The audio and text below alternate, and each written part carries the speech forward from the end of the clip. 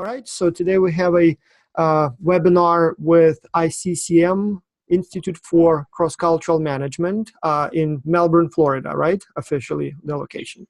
And my understanding is that Richard, the director, I guess the official title is, of the center had some health problems and is currently either still in the hospital or already at home, but not available. But we have, and again, if your title, if I understand correctly, you are the director for the research activities of the center, right? Research director. So, yeah, Jessica Wildman, so she's a professor at the University of Florida Institute of Technology in industrial organizational psychology, and is basically responsible for the research wing of the center, which is a major operation there. So, and she will talk to us today about the institute. And just to recap for those who will be watching the webinar for the first time, we've had, I think, one or two in the past over the years. But can you briefly summarize or describe what exactly the institute does? Yeah, for sure. So the Institute for Cross-Cultural Management is a university-affiliated basic and applied research institute and consulting firm that's run primarily by faculty and students that helps global organizations adapt, prepare, and prosper in the global environment. So you basically do research and then you apply that research on practice, and you work, as I understand, with academics, but you also have corporate clients, right? So basically kind of like a consulting firm that is based on research and tied to academia. Yeah, for sure. So as being tied to an organizational psychology program, we follow the scientist practitioner model. So we are heavily rooted in academic research and doing research the right way with good statistics and good quantitative psychology backgrounds. But we're also not ivory tower, so we try to apply that science. And we train essentially what are organizational consultants. Most of our students move on to careers in direct practice-oriented fields. So we try to take that science and use it in a way that actually helps people, employees, and organizations. Can you give us a few examples of your clients? I know you have some really cool ones. Yeah, for sure. So probably the biggest one that's most recognizable is that we are the cultural consultants for the Greater Orlando Aviation Authority for the Orlando Airport. And so we've been helping them design their new international terminal that's being built right now in terms of making that culturally accessible, making everyone that goes through that have a really great experience regardless of what cultural background they're coming from. So that's everything from helping them with signage and wording and an actual physical layout to training of their employees, and that's everyone being airlines, but also customer service and the vendors and the kiosks within the airport, TSA, et cetera, within, so like all areas in terms of employment within the airport we've been working on there. And from the research side, I'm interested in teams, so that tends to be something that the Department of Defense, the military, is very interested in, is culture very broadly defined in terms of how that applies to team effectiveness and effective organizational interactions. And then along those lines too, we've also talked about that in the framework of spaceflight and looking at the way that culture and team dynamics play into, say, NASA or SpaceX's missions to Mars, future opportunities there in terms of looking at both the research and the practice behind that. Yeah. For most people, when they come to an airport, they don't really see all that kind of behind the scenes planning. So they just see the building, the airplanes, and they think that's it. And turns out a lot of planning goes into making sure that this environment is, as you said, comfortable and inviting for people from all kinds of cultures. I wonder if all airports have a team like yours kind of assisting them in that, or does it just magically happen somehow? Do you also work with more traditional clients, like just a regular business corporation that is trying to make some products and just needs advice on the cross-cultural front? Yeah, for sure. I think one of the better examples there is we have a close connection with Harris, since they have a big presence in the Melbourne, Florida area. And I know that Rich has done numerous workshops, both in cross-cultural competence, global leadership, and also just presentation skills with them. So we do what look more like traditional training and workshop type activities with organizations like Harris and other like Embraer, other mid-sized to large-sized organizations. I'm looking at the questions that the students sent, and so there are a few clarifying questions about the product, essentially. So Mhm. several students ask, so do you specialize only in cross-cultural aspect of business or training or psychology, or do you also do general team building, general business consulting that is not necessarily related to culture? That's a hard question to answer because I think we're trying to sort of do some identity finding in that. I Mhm. would say we try to keep everything with the Institute focused on culture, again, very broadly defined. So I would say that we differ a bit in that we started off looking at culture as national culture or international business type experiences. But we see that a lot of the same competencies, skills that people need for that kind of a setting translate into essentially what we call any sort of cross-boundary interactions. So we're trying to expand out a bit into viewing culture in any number of sort of social identity ways. Mhm. So I personally have an interest in issues like LGBTQIA plus individuals in the workplace and some of those diversity issues that go along with that. We've got several students and faculty members interested in women's leadership issues. We see these as also cultural in the sense that they relate to people's identities and differences in their background, and that a lot of the same theory and practice can be Right. applied to all of those areas. So culture, but very loosely defined, we do try to keep it oriented towards that. Right. And then we'll often do things that we see, like, so maybe we will do some team building, and it's not culturally oriented per se, but of course it's going to help. Those teams will be diverse in some respect, and it's going to help those teams in that case. So I think we're sort of open to flexing depending on what our clients need. hmm Now, there is also a very important question about the sort of organizational structure of your company. So you operate essentially as a consulting firm slash research center, but some of your employees, I assume including you, are also professors. Mhm. And so then how's it organized? Do you have some permanent employees, or is everyone a professor who also does consulting and research, or there is some hybrid model? Yeah, I would say primarily right now, it is faculty and students that have, I have a full-time job, and this is a portion of my full-time job. Same thing with Dr. Griffith. It's just a portion of his job. Some of our time is dedicated to this institute, but it is sort of a weird hybrid in that we aren't a standalone organization with full-time employees. Everybody has some other expectations and requirements. We are trying to incorporate more full-time staff. We do have right now a full-time research scientist position, and that particular person is full-time compared to the rest of us, and we're trying to get more of those online, but as of right now, it's primarily students and faculty. Mhm. So it definitely causes some challenges in terms of we're more of a virtual organization in that sense, where people are doing a lot of things, and we make time for all of this to fit in there, but it's definitely integrated into the academic program itself. I'm looking at the answers that the students started providing for the challenge, trying to develop a strategy for growing your market share. And actually, most of the students seem to see that as a strength. So they say the fact that most of you are also professors means that you are not depending 100% on your contracts through ICCM, to be able to pay your bills. And that makes you first a little bit more flexible. At the same time, you don't have to be obsessed with making money through ICCM. You can also be a little bit more honest, perhaps more relaxed, perhaps not take the contracts where you really cannot help. And then at the same time, one team I see is saying that by having this sort of virtual organization structure, you can also easily scale. You can attract other professors, so you're a little bit less bound by the specific organizational structure and the staff that you have there. Would you call that a strength, or would it be a weakness, or would it be an opportunity? So are those teams onto something, or they got it completely wrong? No, that makes a lot of sense to me. I do think that we've always considered the fact that we are both academics and practitioners, and we're affiliated with this academic institution, to be a strength that comes with challenges. Mhm. So what's been hard for us, I think, is trying to function as much like a real organization as we can within the sort of bureaucratic confines of not being one. But it absolutely does, you're right. I think it makes it so that we can be more flexible. We are always happy and excited to pull in collaborators and friends to work with us. You don't have to be physically in Melbourne or even at the Florida Institute of Technology to play with ICCM, and that's really nice. It becomes difficult then in terms of it,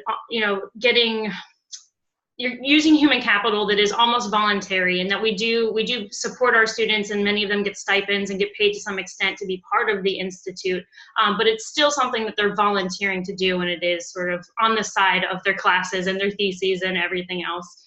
So I think it's both a strength and a challenge at the same time. Also, feedback for another point. So almost all teams say the fact that you're affiliated with the university actually is a strength. It lends certain credibility in the eyes of the customers. Not only does it look more credible that you are academics, but also, again, you don't look like, profit-seeking sharks, but rather, more honest academics in a sense. Does that make sense? I mean, is that something teams should emphasize as they're developing the promotion strategy? I think it could be. I think what's sort of an open question from my perspective, and I don't know if everyone in ICCM feels like this, is which people find academic institutions to be credible versus the opposite. Mm-hmm. So, there can be sort of a stereotype of ivory tower elitism where you don't understand what the working people are going through. And so I wonder, how do we know which reputation we're getting with particularly, maybe some clients may think one way versus the other. So sure. How do we know what we're going into and make sure that we're gearing ourselves towards that client to emphasize the right pieces of our credibility? Yeah, that makes sense. Although I've seen enough memes about consultants too. So apparently they don't always have the image of, all-knowing people either. So. Yeah. In terms of market analysis, so there is a definite confusion and difficulties when it comes to defining who your sort of main demographics or clients are. So again, some teams I see are thinking that it's primarily corporate corporations. Other think that it's more kind of governmental agencies. So could you describe your typical client, or perhaps maybe there are different types, maybe describe those different types, or are you open to, working with anyone? Yeah, I think that we've generally had success in government and DoD type organizations, but I would say that that's more research oriented whenever that happens. Even when we're doing what I would say is consulting for governmental organizations, it's still like research consulting, where we're doing some sort of applied research projects, we're collecting data, we're analyzing that data, and then maybe we're developing some sort of an intervention based on that data. Mm-hmm. When we're talking about the products like our CrossCultural Competence Workshop or our Global Leadership Workshop, or really any of our workshop training assessment type products, those really tend to be more oriented towards corporate. And I would say that's probably where we need the most growth and development, in that the relationships we do have been ones that are sort of established, and we've already had relationships with these organizations, and we have the least amount of expertise in that, and that we are not marketing experts from that perspective. Mm-hmm. And then the other, I would say, aspirational group that we'd like to get more involved with is NGOs, and actually do some help with nonprofits. One of the organizations we could see our science helping is various organizations that are doing charity work or humanitarian work, and we'd love, just from an ethics perspective, to be helping those organizations out. We've done a little bit of that, but not a whole lot. So there is some confusion also related to geography. So one of the questions is, where is the market growth? And so the teams are split into two sort of blocks here. So some teams are saying that you should probably focus more on growing your market share in the United States, and perhaps even primarily in Florida or Southeast, just because of the proximity, just because, that's where you are. Others say actually you may have a lot of clients overseas, because being from the United States, it kind of, the image of the country lends some, again, credibility and attractiveness to the organization. So America obviously is the world's business leader, and just by the virtue of being an American company or institution, you all of a sudden may look as more knowledgeable, more experienced, more credible than, for example, local consulting firms in somewhere Latin America, let's say, or some other regions of the world. So question one then would be, are you open to doing business in other countries? And two, what's your take on where your opportunities are in terms of the geography? I think we're definitely open to doing international work. I think that would only help with our brand, our reputation within the university as being a center of international and cultural excellence. So I think that we like to make friends elsewhere so that we can travel and so our students can experience going abroad and working abroad. They often have a very strong desire to engage in those kinds of activities. But I also can see opportunities locally too, in that there could be multinational corporations here that need help from a cultural perspective, and it would be nice to also build that local reputation. This is another one we've struggled with in terms of where those opportunities are. I think we've never really been concerned about a particular region of the world. We're sort of open to where do we think Right. organizational consulting, cultural consulting, and research, where is the need the strongest? Where could we have the biggest impact? Where is the market ready for something like this? And those I think those are answers we don't have right now. We do have, I would say what we have strengths in already are some connections to China, to some various European countries, is where we've basically had the connections thus far, but I think we'd be open to really considering any other region or area that we thought had a good potential. Yeah, that makes perfect sense. And your product is such that it's not like you have to pack something in a container and ship, and the Right. shipping cost may be expensive. So much of this can be done virtually, or worst case scenario, your team can fly out if needed. So yeah. A lot of questions about marketing and promotion. So one, are you doing any now? Second, there are all kinds of advice and would be nice to get feedback. So most of the teams say that you should try to do some marketing or promotion on social media. But then again, it's easy to say, but much more difficult to do. A couple teams decided to do some search to see if when they search for cross-cultural consulting, if your company comes up in the suggested listings on Google, but then literally there are thousands, not even hundreds, thousands of players. So it's extremely difficult to go through that clutter. So many teams are saying that probably it would be impossible to beat some of the more kind of established brands. And maybe instead you should focus on developing personal relationships or maybe some sort of direct mailing. So a lot of questions here, but if you could please describe how do you currently do promotion of your services at this time, if you do at all? And then in terms of feedback on all those options that the students that I just listed, so do any of them make sense? Are any of them better than others? So what's your view on that? This is probably the biggest area of struggle we've had, in that I think we've been sort of haphazard with our marketing when we have done it. We have tried to do more on social media before. We tend to be pretty, I would say, inconsistent with it. So sometimes we do and sometimes we don't. We try to post regularly things that are of cultural interest just to get people started in conversations. I know we have like a LinkedIn and a Facebook page, but I don't know how well, I'm not managing them, and so I don't know how well they're being managed at the moment. We need to be a little more careful about all of that. What else are we doing? We have the website. Right.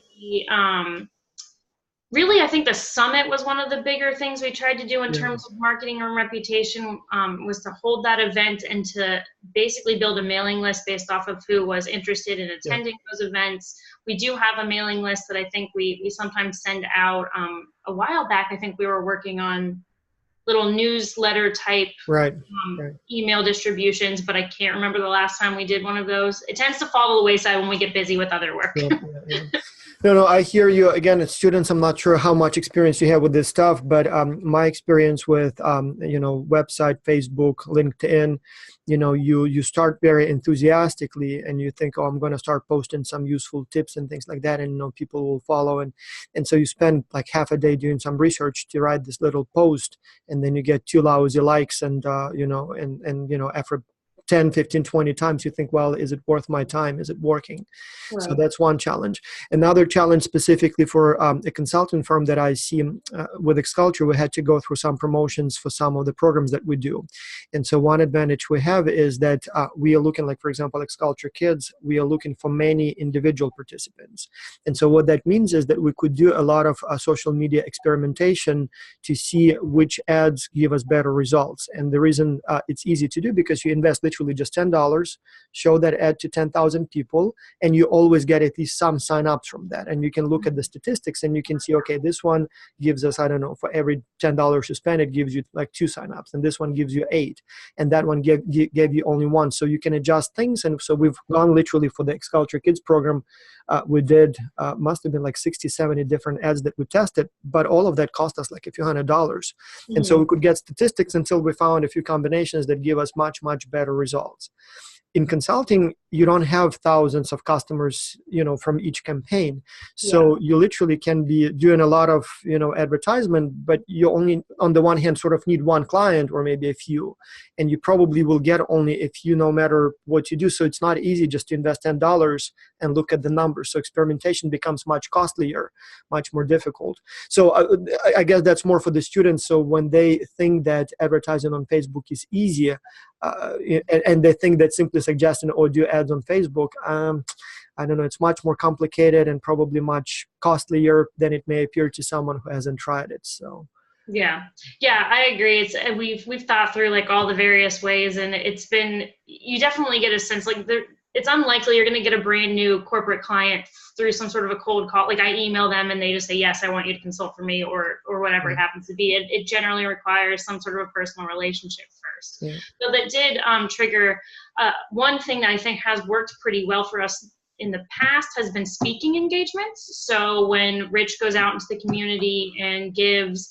a presentation on corporate presentation skills to some sort of either a group or a meeting or a conference where it is a lot of professionals gathered in one place, he'll often get a handful of people that will come talk to him after that. And, if 5 people talk to him, maybe one will actually follow up and inquire about some of our services. So that seems to have worked better than online kinds of activities, is really getting in front of people.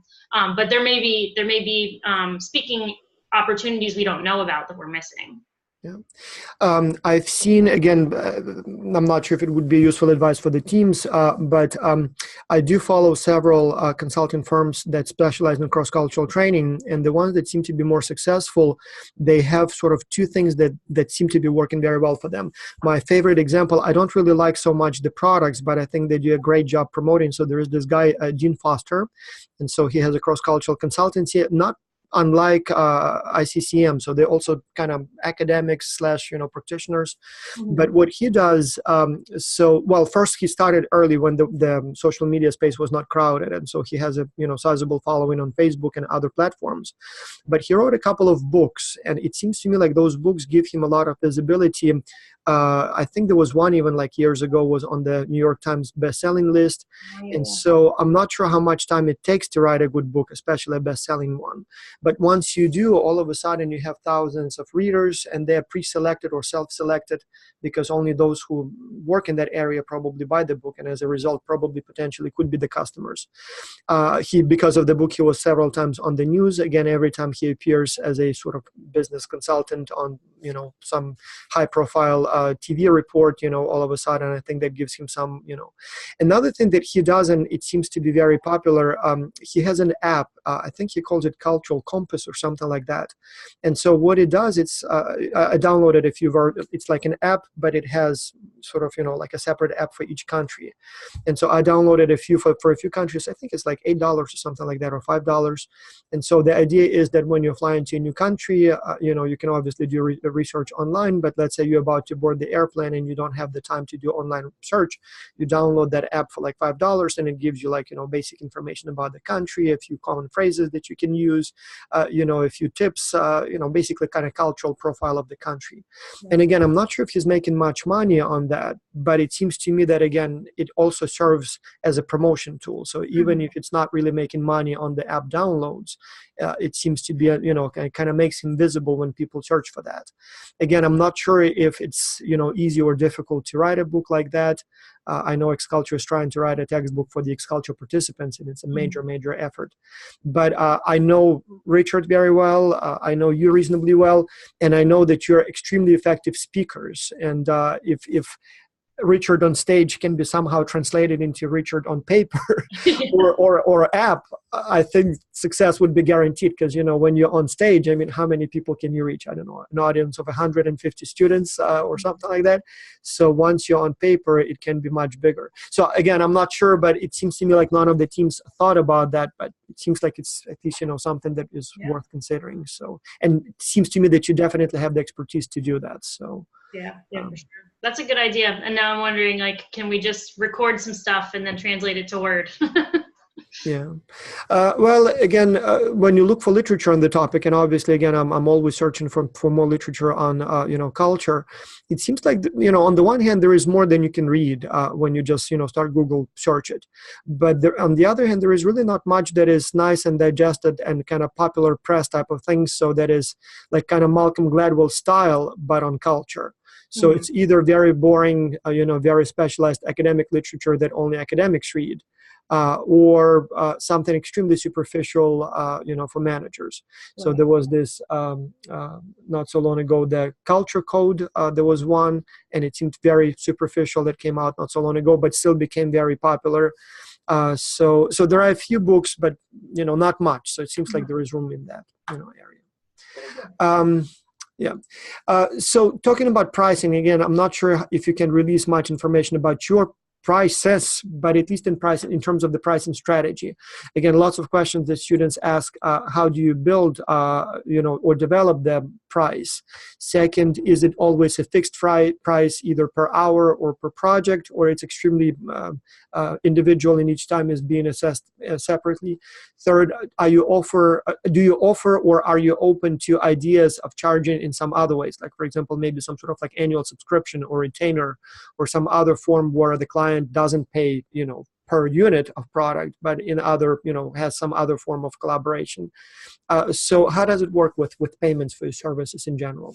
Yeah, I think it's super variable. I think that's one of those areas, again, where we're coming at it from a less than traditional perspective. And so we didn't have a whole lot to go off of. And so we've sort of made up pricing based off of whatever seemed reasonable at the time.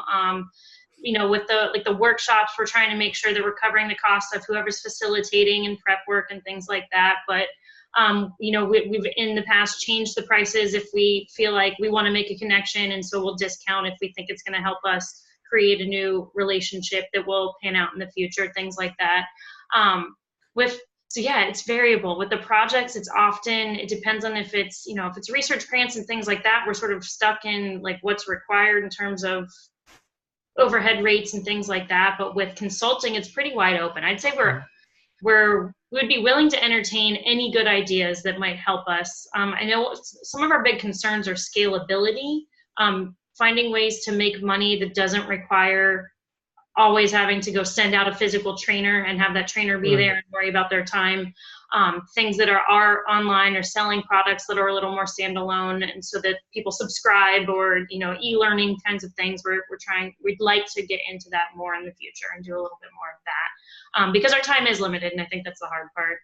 But in terms of like how we go about pricing things, I think we're open to any good ideas. Yeah. By the way, I'm not sure why I put it in this section. I was trying to group the questions, but there was one team talking about governmental contracts. Apparently, there is a website somewhere where all governmental agencies, when they need to find contractors, they put that request online, and then contractors can bid on those contracts. And apparently, it's anything and everything you can think of, from military to painting buildings to maintenance and so on and so forth. And some of them are specifically requests for cross-cultural training and team building and things like that. And so this team is saying that you probably can deliver many of those services, and if you start bidding on those contracts, you probably will win many of them. Something's telling me you probably knew about that, but I wonder if that's something that you've tried before. Is that something that is on your radar? Yeah, what's the website? Does it say?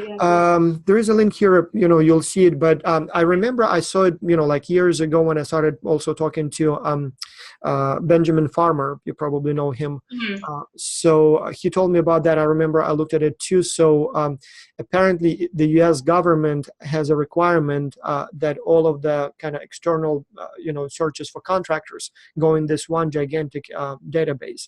And I even remember I was on that website or portal or whatever you want want to call it, at some point, and you literally have thousands and thousands of, like some sort of, like this little department or, unit of this department somewhere in Nebraska needs someone to literally paint the building. And so they need to list it and then solicit bids and then select one. Yeah. But you can choose it by topic. And so some of that would be personnel training. And I remember I had to go like through 5 levels, like personnel training, then, this type of training, this type of, and in the end, you could literally choose like, like for example, cultural training, or the cultural awareness compliance training, whatever they call it. And so, and again, usually it's like, some strange places you've never thought of, like literally like some Dakota or Nebraska or something like that. And some of them are very specialized, but it seems like there are quite a few agencies that need that. They need to list it. They need to go through this bidding process. And so the procurement departments, I don't know who does, who makes those final decisions, but apparently that could be another way to find that kind of work. Mm-hmm. Well, when you see the reports when they're done, so hopefully there will be a detailed enough guide to that. Maybe there is something there. Yep. Yeah, I'm familiar with grants.gov, but if there's other things that I'm missing, that would be great to hear about. Yeah. And so now a series of big questions about how the students can specifically help you with contracts. So in the challenge here, we are saying that you can literally try to essentially find customers. So if you know of a company or agency that may need ICCM's help, feel free to explore, if they would be interested in talking to you. And so the big question then is, what should students say when they approach those companies? At which point should they refer the company to you? So should they just inquire and then immediately talk to you, or should they try to do more? And then when they approach those potential clients, what should they say? And basically, what's the script sort of the meeting? And then another team is asking, do you have any promo materials that could be downloaded, printed, and then maybe distributed in their location to, again, potential customers? Yeah, so I think that really our big elevator pitch is just to talk about us being an applied research and consulting firm that helps global companies adapt, prepare, and prosper. I wouldn't go too much farther than that before pointing them in the direction of our website. If you're going to start a conversation, feel free to share details of what, if you remember stuff from what we've talked about in terms of us doing cross-cultural competence training and cultural advising and cultural executive coaching, maybe mention a couple of the big broad areas we cover. But I'm happy to then have them referred to us to talk to us directly if students happen to get somebody who's interested in hearing more about what the Institute does. I feel like there was another question I forgot already. Well, brochures, yeah, that's something actually I get asked all the time. So students ask, do you have some printable, like, leaflet or brochure for X-Culture? And we sort of don't. We kind of have, but it's not really, properly done yet. So yeah. I wonder if you have anything like that people can just download a PDF and print it so that they can hand it out, or maybe forward as an attachment to the potential clients. So we actually, on the website, we have a one-page flyer for both the 3C workshop and the global leadership workshop. So for those at least, we do have, created marketed materials. I believe also there was a link in like the original packet to our advocacy packet, though that may be a little bit outdated. So I would say probably links to the website and those 2 flyers for the workshops are the best. So some more materials. Yeah, and then also a couple of students asked if there are any employment opportunities or research or internship opportunities at your institute. Again, I'm not sure if it's part of the challenge, but anything that students can in some way get involved with, or it's not exactly what you do? So we're always happy to have volunteer students get involved if they're interested in either culturally oriented organizational consulting, though I would say that there's more opportunities right now on the research side of things. Right. We've got tons of research going on, data we need to analyze, write up, publish, etc. I would say on the consulting side, that tends to be, we're putting our PhD level students in that, especially if they're client facing, we're expecting a pretty high level of expertise in those roles. So any kind of opportunities to help out there would probably be a lot more helping on the back end, sort of support kind of roles. But we're always happy to have a conversation to see if we've got project needs that match up to somebody's interests. In terms of internships, we take, from Florida Tech, we'll take undergraduate interns sometimes. Again, we need to check to make sure their interests line up with our project needs. And we also take international graduate student interns. But again, what I would say is people's expectations definitely have to be calibrated correctly, and that we Right. are not just a consulting firm, but a research institute. And so not all of the work is very heavily consulting oriented. It can often be very research oriented. So there's a lot of pulling literature, reviewing literature, and you may be writing it up for practical purposes, but you're really like immersed in the research behind everything. It seems actually like a great opportunity for those students who may be thinking about maybe graduate school in the future, and so want to put some research experience on their resume. So yeah. Yes, absolutely. It's a perfect place for that kind of work. Yeah. All right. I think I've gone through all of the questions. I'm not sure if we have any questions from the audience, but yeah, very informative, very useful. I also like that it was very sort of concise and to the point. Sometimes our speakers may ramble about all kinds of things, so here it was very focused. That's exactly how we want it. So Great. thank you so much, Jessica, and I will share the recording so students can watch, those who were in class and couldn't watch the live session. And yeah, so in 2 weeks, we should start getting the reports from the students. It will take us probably another week or so to process and clean up everything, but then we'll have your reports ready for you. And I hope we'll have some good ideas in them for you. So let's see how it goes. All right, cool. Looking forward to the reports. Thank you so much. Bye-bye. All right, bye.